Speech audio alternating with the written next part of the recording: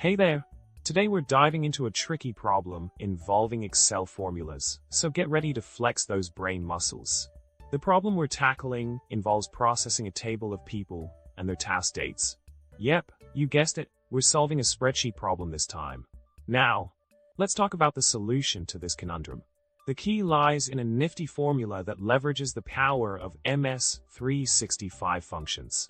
In this solution, we're using the let function along with a series of variables to manipulate the data effectively.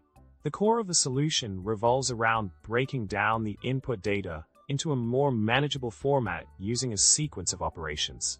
Remember, the devil is in the details when it comes to Excel wizardry.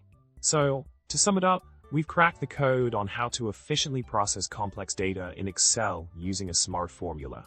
Remember to subscribe to our channel, hit the like button, and drop a comment below.